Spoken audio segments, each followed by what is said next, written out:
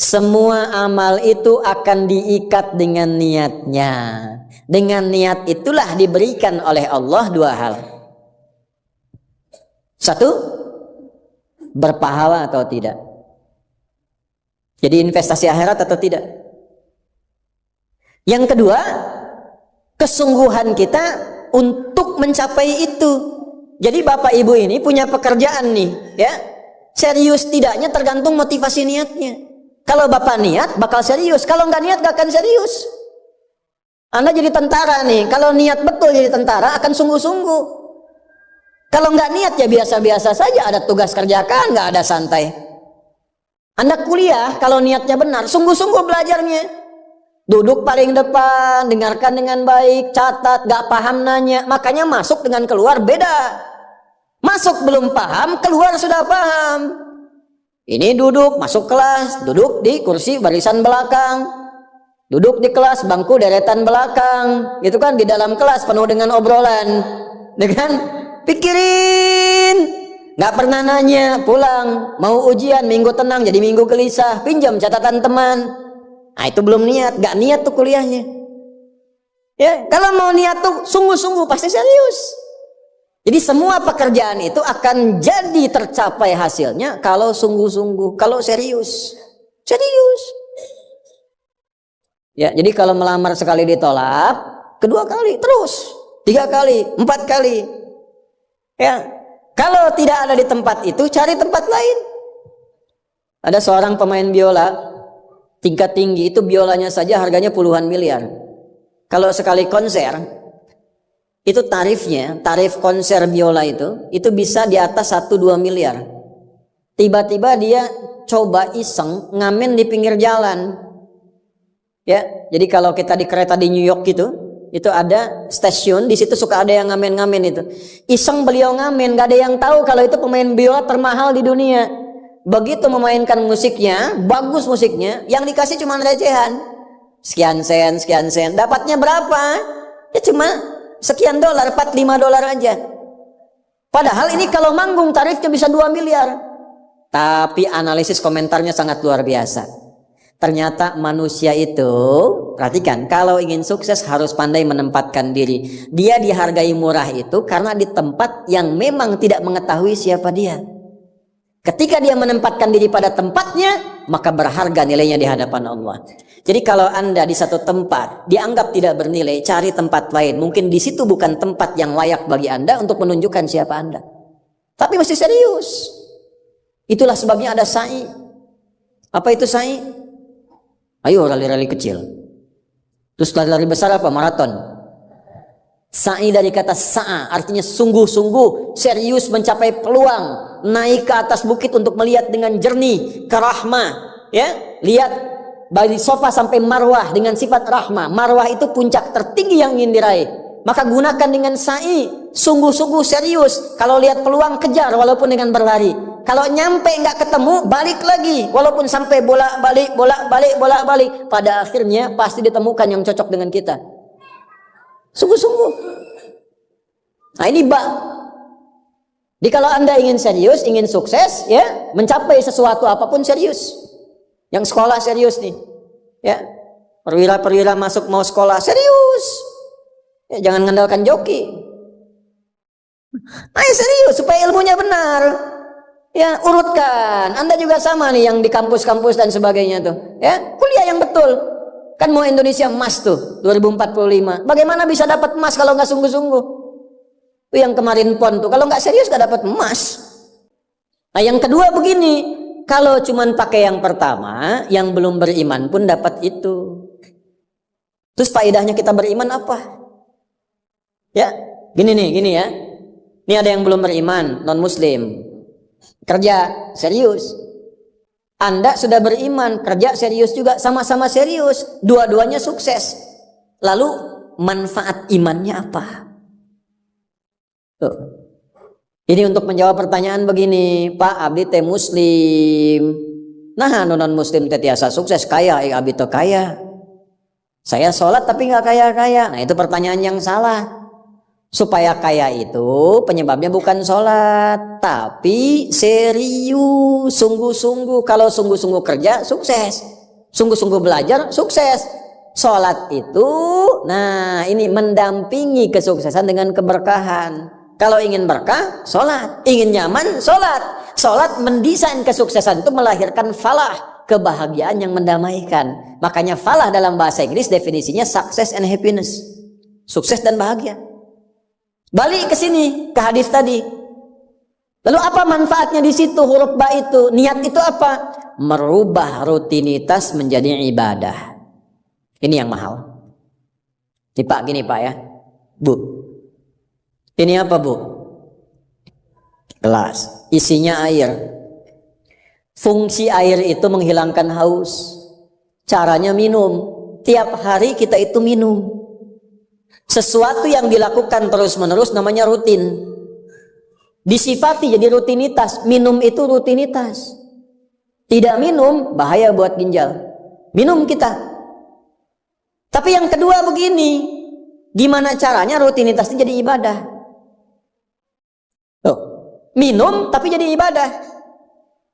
Apa fungsinya ibadah? Supaya dapat bekal. Bekal buat apa? Bekal buat pindah. Pindah kemana? Pindah ke alam baru ketika meninggalkan dunia.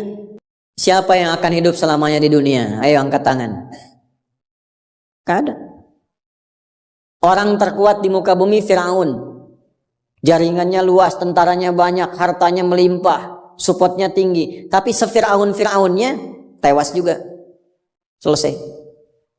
Nah, artinya apa? Kita akan meninggalkan ini karena kehidupannya sementara.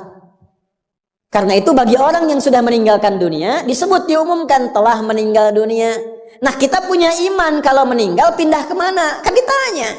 Akal kita kan bertanya, ini pindah meninggal dunia, meninggalkan dunia pergi kemana?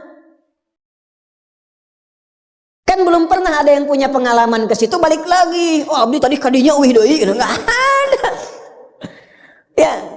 Harus terjawab. Kalau tidak terjawab bingung kita ini. Harus terjawab. Yang bisa jawab itu siapa? Yang menciptakan kita. Tanggung jawab. Harus memberikan keterangan. Karena itu kalau ada kitab suci menerangkan dengan sempurna. Setelah di dunia ke sini keadaannya begini, bekalnya begini, dari situ ke sini prosesnya begini. Ini menunjukkan kitab suci itu benar dan sumbernya dari Sang Pencipta. Dan berita baiknya, alhamdulillah, alhamdulillah, silahkan riset, silahkan komparasikan secara ilmiah, riset. Hanya Al-Quran yang menerangkan itu dengan sempurna. Dari dunia pindahnya ke sini, alamnya disebut dengan kubur, pemisahnya disebut barzah. Di dalamnya ada begini, dijelaskan oleh Nabi rinci. Kalau begini begini, kalau begitu begitu. Selesai itu nanti bertahap seperti ini, terjadi kiamat begini, rinci. Kalau itu karya manusia, mustahil ada satupun manusia yang bisa berbuat seperti itu. So. Kita mau pindah nih, sekarang kita pakai logika yang betul. Hukum pindah itu harus bawa bekal. Ini yang ngaji semua di sini, nggak semuanya orang Bandung, orang Jakarta, tuh. Ya. Soreang mana Soreang? Masih subuh nanti pas maghrib Soreang tuh. Ya, Purwakarta, mungkin kan? Ini nggak semua orang Bandung nih. Apakah Anda bisa nyampe ke sini kalau nggak ada bekal? Dari Bandung mau ke Jakarta mesti ada bekal. Beli tiket pakai kereta api cepat. Ya, kereta cepat, wush, tiketnya bekal. Pakai pesawat, bekal. Hukum mengatakan setiap pindah tempat mesti ada bekal. Ini Anda, saya, kita mau pindah dari dunia, minimal transit, ya, waiting roomnya di alam kubur. Mau pindah, pertanyaannya bekalnya apa? Kan pindah tempat.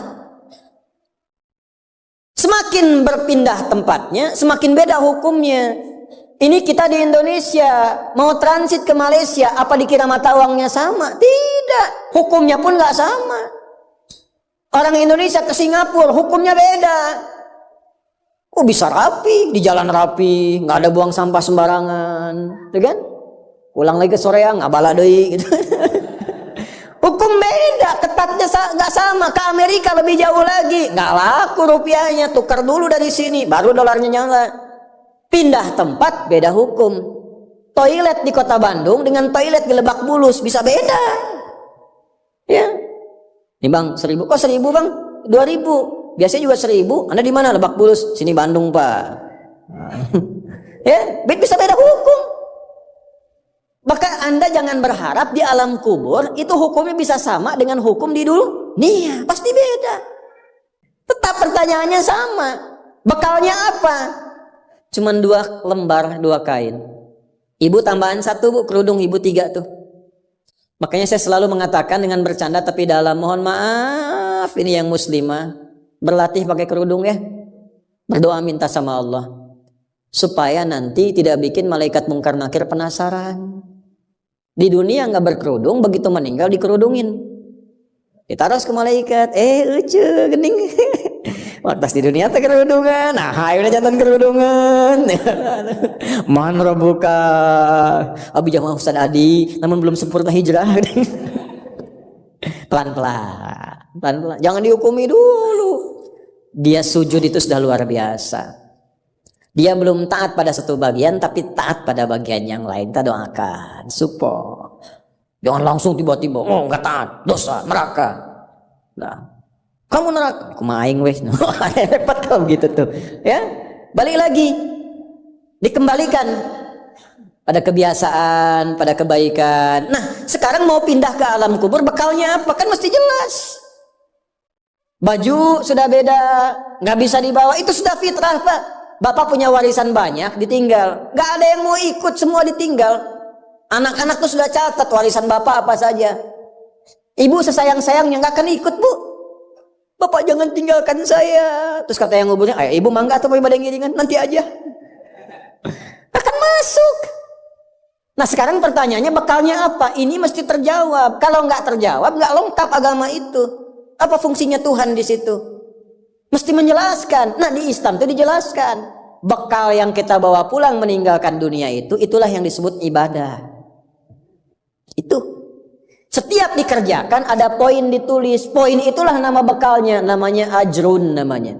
Lahum ajrun ghairu mamnun. Yang kita sebut dengan pahala. Yang menjadikan itu dapat, pahala itu diraih, bekal ibadah itu dapat, itulah niat. Itulah niat. Jadi pekerjaannya tidak berubah, rutinitas tetap jalan, minum tetap minum, kerja tetap kerja, makan tetap makan. Cuma dengan niat itu di saat yang sama cara minum itu langsung dinilai sebagai ibadah. Perintah Allah, malaikat tulis. Ya, berapa tulisnya? Sesuai kadar keikhlasannya minimal 10. Itulah perbuatan yang dianggap benar sehingga konsepnya dunianya sukses, minum juga, haus hilang. Akhiratnya dapat pahala. Jadi dunianya sukses, akhirat sukses. Disebut baik, perbuatan baik yang dinilai sukses oleh Allah disebut hasanah namanya. Makanya kita berharap dunia jadi hasanah, akhirat dikonfirmasi hasanah itu jadi pahala. Maka kita berdoa, Al-Baqarah ayat 201, Rabbana atina fid dunya wa fil akhirati waqina. Apa tafsir hasanah terkait ibadah? Tafsir hasanah terkait ibadah pindah surat ke surat 6. Ayat berapa? 160. Man jaa bil hasanati falahu asyru amthaliha. Minimal kalau diniatkan jadi ibadah tulis 10. 10 itu yang disebut bekal pulang. Sebelum meninggal. Tampilkan nanti. Punten Pak ngetang nate sanes kieu nya 1 2 3 4 itu hitungan dunia. Cara menghitungnya 1 ke 2 500 tahun. 2 ke 3 500 tahun, 3 ke 4 500 tahun. Nanti semua itu diakumulasi, ditampilkanlah surga yang sesuai dengan pahala kita. Kapan ditampakkannya? Saat sakaratul maut sebelum meninggal. Sifat ibadahnya disebut, sifat orang yang rajin ibadah disebut abdun, jamaknya ibadun.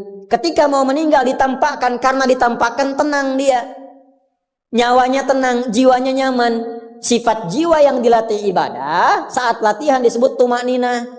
Ruku anjen, jangan dulu itidal sampai tumakninah. Sujud, jangan bangkit dulu sampai tumakninah. Kebiasaan tumakninah punya sifat namanya mutmainnah. Makanya saat akan meninggal disebut ibadahnya, disebut mutmainahnya. Di mana? Quran surah 89 ayat berapa? Ayat 27 sampai 30. Ya ayyatuhan nafsul mutmainnah irji'i ila rabbiki radiyatan mardiyah fadkhuli fi ibadi, disebut ibadnya. Wadkhuli jannati, ditampakkan surganya. Ini surganya anjeun teh ieu tina amalan-amalan yang telah dilakukan selama hidup. Kalau yang nggak ada bekal, tampaknya yang jelek-jelek sesuai kebiasaannya. Ya. Kebiasaan dugem ditampakkan leng-geleng. Ini bingung, la ilaha illallah, geleng lagi, geleng lagi. Yang biasa tahlil, biasa ngaji, wafat sesuai kebiasaan, sesuai ajalnya. Tampak. Nah, sekarang untuk mencari bekal itu bagaimana? Niatkan menjadi ibadah. Itu fungsinya itu mahal. Pembuktiannya setelah meninggal. Kalau bapak nggak percaya, ibu nggak percaya, dipertanyakan imannya. Silahkan saja nanti lihat setelah meninggal. Ya, cara merubahnya bagaimana? Nanti ada 3 bagian. Karena itu kata Imam Syafi'i, hadis ini sepertiga ilmu. Ilmu itu dipraktikkan lewat amal, makanya hurufnya sama. Ain, lam, mim saat belajar. Ain, mim, lam ditukar, lamnya ke belakang, mimnya ke tengah. Saat diamalkan hurufnya sama. Orang yang mengerjakan itu ain pakai alif, lam dan mim, alimun. Tempatnya alamun, tanda orang itu kenal Allah, maka dia pakai ilmu. Ilmunya dia amalkan, hurufnya sama semua. Ilmun, amalun, alimun, alamun. Allah disebutnya apa? Rabbil alamin, jama alhamdulillahi rabbil alamin. Jadi kalau kita pakai ilmu, gunakan. Begitu digunakan, tuliskan pahalanya. Kata Imam Syafi'i, hadis ini sepertiga ilmu. Karena ilmu itu ada 3. Ilmu tentang lisan, ilmu tentang perilaku tubuh bagian luar, ilmu tentang hati. Semua perilaku kita bergantung 3 hal tadi. Contoh lisan. Panitia, kalau ada teh manis, bagus banget itu. Enggak, ini contoh, bukan minta. Enggak, ini saya sudah ada minuman, enggak usah bikin teh manis. Contoh aja, contoh, ya. Kalau ada teh manis, bagus banget itu. Itu lisan. Begitu lisan keluar, panitia langsung mikir, aduh, nggak dibikin tadi katanya. Maka coba di belakang dibikin, walaupun ustadznya bilang contoh, langsung bikin misal contoh gitu kan. Itu lisan. Kerjakan, siap kerjakan, komando, jalan, lisan. Jadi perilaku kita kadang bergantung lisan. Makanya ada ayat dan hadis tentang lisan. Hati-hati. Kepleset lisan lebih parah dibanding kepleset kaki. Bapak kepleset kaki bisa diluruskan lagi, kepleset lisan lama Pak. Prajurit keluar dari sini, caci maki tuh panglima tuh. Jangan dipotong videonya ya, contoh ini mah, contoh. Kepleset lisannya, selesai karirnya. Kepleset kakinya, masih bisa berjalan. Maka lisan tuh ada hukumnya sepertiga bagian hidup kita. Kedua nih, ujung kepala sampai ujung kaki, tangan bergerak, kaki melangkah. Hati-hati. Itu semua ditentukan oleh apa? Nih kolbu, amalan hati. Bapak tahu dari mana kalau orang yang senyum itu senang pada Bapak? Bagaimana taunya? Boleh jadi dia iri hati, di hatinya itu ada sesuatu. Nah, karena manusia bertindak dari 3 bagian ini, maka Imam Syafi'i mengatakan, inilah hadis sepertiga ilmu. Kalau paham hadis ini, sepertiga kehidupan kita tuh khatam. Kuncinya apa? Niatkan semua hal itu menjadi bagian ibadah, maka pekerjaannya berkah, akhiratnya dapat.